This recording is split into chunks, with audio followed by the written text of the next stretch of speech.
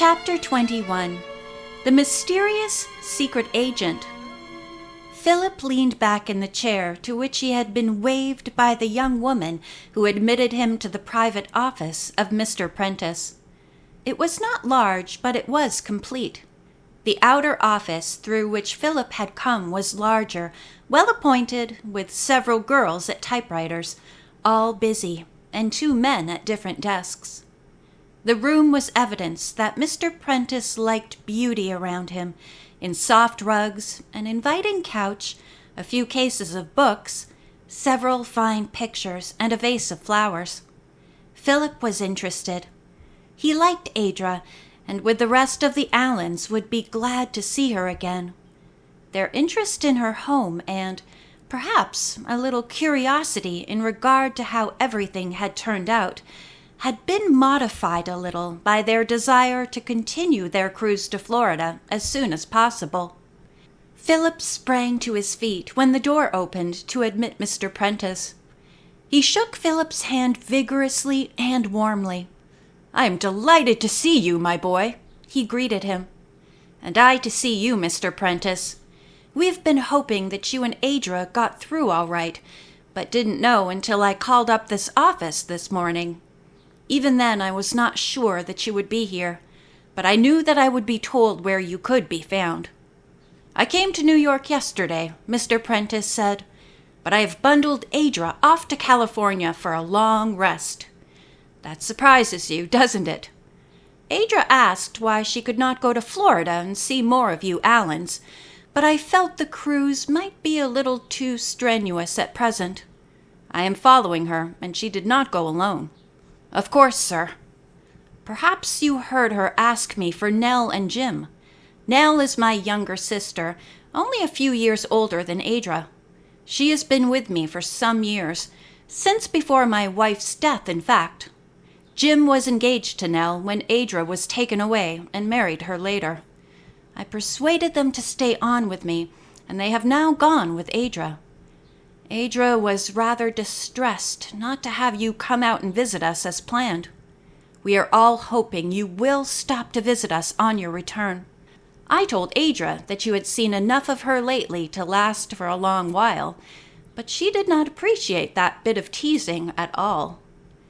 Philip smiled and hastened to say, "We hope that we have a friend in your daughter that we shall be able to see often." Penny wondered if she could possibly forget the dreadful time she had and come back to be with us in the lodge next summer. "She might. I don't know. I contacted your lawyer, Mr. Shaw, and know all about you plucky youngsters. I know that my daughter couldn't have found better companions under any circumstances. As I told you in Buffalo, I wanted to see you here so that we can settle my bill. Of course, I realize that any amount of money I can give you will never repay you in full. However, there is a reward, Philip, a large one, for the return of my daughter. Naturally, you and your sisters and brother are entitled to it." "Please, Mr. Prentice, none of us could think of such a thing as accepting any reward. It simply couldn't be done. To begin with, Adra ran away herself. She just happened to come to us. What sort of people would we have been if we had not taken care of her?" Mr. Prentice listened, but as one who had made up his mind, with a little smile as he watched Philip. "Don't make light of it, Philip.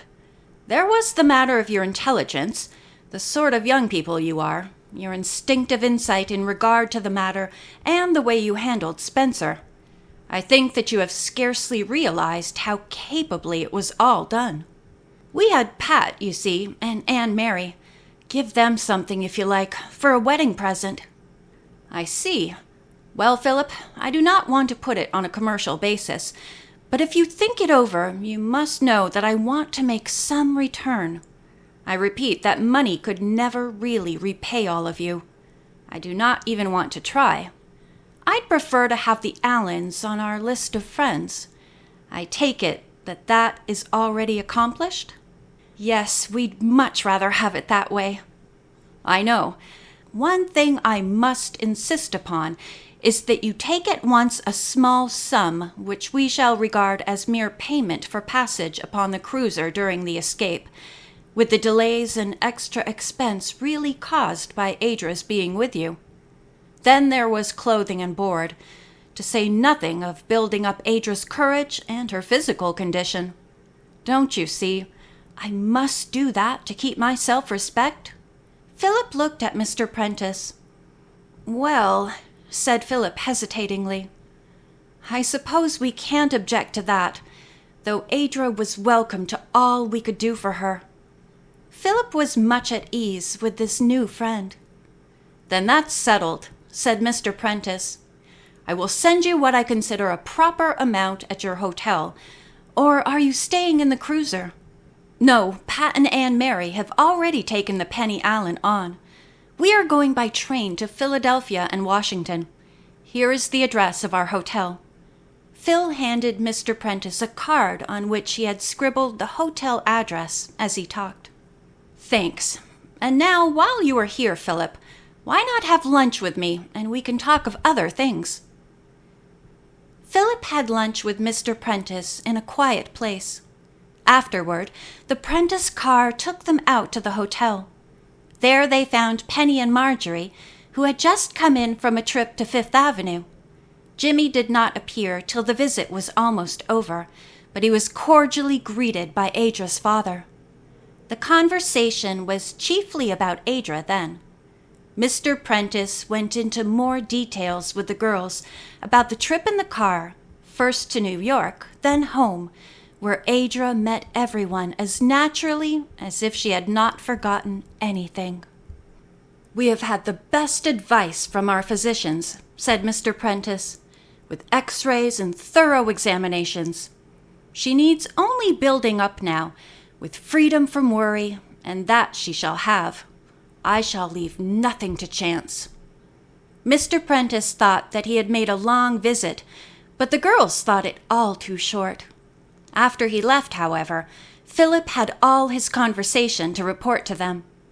"I don't know what you will think of my turning down the reward that was offered, but I told him we could not consider it."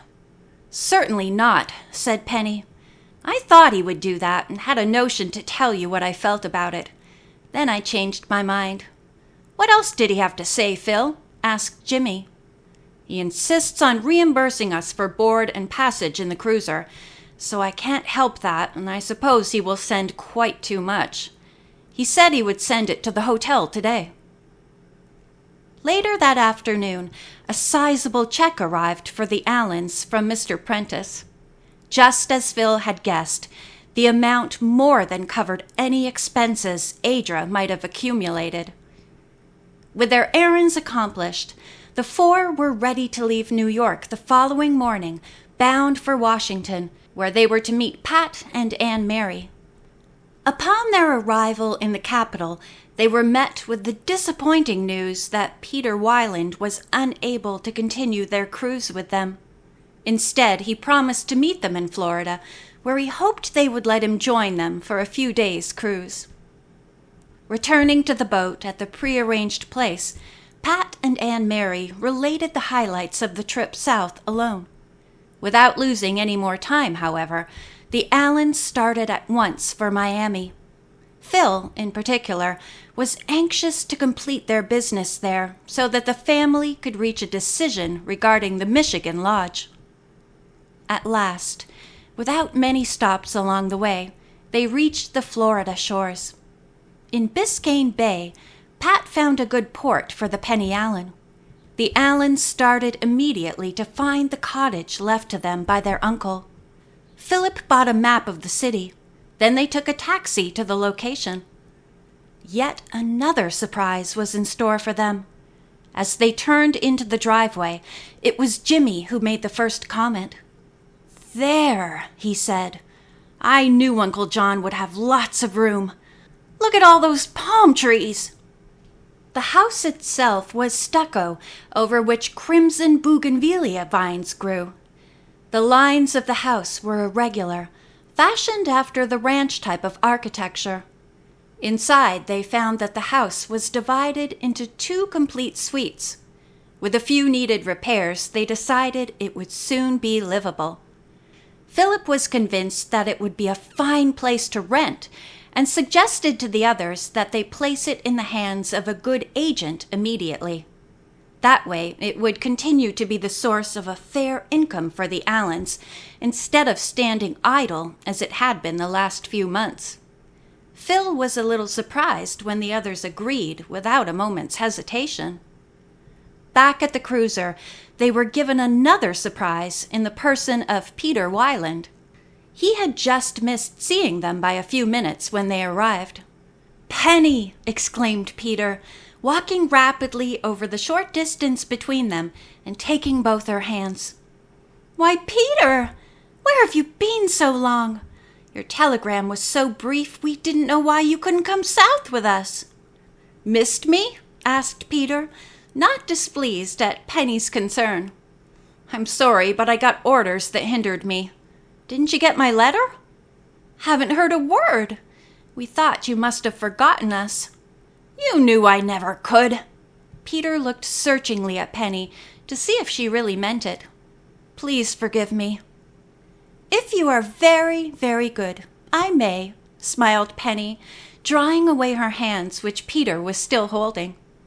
"We have loads of things to tell you, all about what we have been doing. Couldn't we go into one of the restaurants in Miami for dinner this evening, then? And make it a festive occasion? All of us, I mean." Penny looked at Phil, who agreed to the plans immediately. Marjorie rushed into the cabin to find a pretty dress to wear on this occasion, which she thought was very special. While the girls got ready, Jimmy and Philip talked with Peter a while. Soon they were on their way. After a splendid dinner, Peter began to give the Allens an account of his own travels. Penny and the others had prevented him from doing much talking during dinner, for they were so full of stories about their cruise. They had wondered about Peter and his being able to take a vacation at this time, however. He partially cleared up this mystery by beginning with a statement that he had until then been in a sort of secret service. He was giving it up, at least for the present. "Good," Penny remarked, and breathed a small sigh of relief. "It is too dangerous." "A little, sometimes," Peter acknowledged with a smile, "but not necessarily so. A curious thing happened about the time I met you first on your way down. I was trailing a man for a Mr. Apprentice of New York. I had another ostensible business, too, selling." Penny and the others by this time were sitting erect, all attention. "A Mr. Apprentice of New York!" they all exclaimed at once. "Yes, I was tracking down a Mr. Spencer. I traced the man to Buffalo and put our men on his track there, reporting to Mr. Prentice in code by wire. Mr. Prentice chose to come to Buffalo himself, and the next I heard, in a guarded telephone message from him, was that he had suddenly discovered his daughter, through persons that it seemed this man was following and spying upon. Later I saw Mr. Prentice in New York and met his daughter, a very attractive, intelligent sort of girl. About your age, Phil." "Yes, she is," replied Phil calmly. "Why, do you know her?" "Very well indeed," interrupted Penny, "considering everything. Oh, Peter, I can't believe that you were in that! And you were in Buffalo, too!" It was Peter's turn to be astonished. What did they know about this? "I'm so glad you had a hand in saving Adra. Now we can tell you all that we've been dying to tell you. You see, we had to keep everybody from knowing about Adra's being with us, and that time we met you in Cleveland, we wondered how we could hide her if you came with us to see our boat. You see, Peter, we were helping the daughter of Mr. Prentice to escape, and she didn't even know who she was. If we only had told you then." Peter looked around at the Allens in amazement. From first to last, they told him the story, not leaving out a single detail. Excited but tired, they all returned later to the cruiser, They planned to begin touring the waters of the Caribbean early the next day. As the boat got underway, Penny took a place next to Peter at the rail. "Isn't it strange," she said, "how we happened to meet you, and how we all had the same purposes? Interwoven, you might say?" Peter agreed that it was indeed strange, adding to himself that it was also very fortunate for him. "Where are we going today, Pat?" asked Marjorie as they started. "Africa," joked Pat. "South America," said Jimmy, who was at the wheel. "Why not Mexico?" asked Phil. His eyes filled with merriment. "Sure," said Pat. "The world's before you. Take your choice. There's a bit of an island somewhere that I thought you might enjoy seeing, and I'll try to find it for you if I can. Doesn't show on any of the charts, but it ought to be near one that does. We've a grand day before us, and if we keep the course, we'll be back by evening." Sailing along on the calm waters, Penny thought back to that first night when they began their cruise on the shores of Lake Michigan. Such a great distance they had come. How happily it had all turned out. All they had set out to do had been completed, for Penny had solved the mystery surrounding Adra's identity. That is, with lots of help from Phil, Marjorie, and Jimmy. The rental of the small Florida house would help them too, considerably. All of their problems, financial and otherwise, seemed to be over. Only the prospect of a happy, and Penny hoped, an adventurous summer lay before them. The end.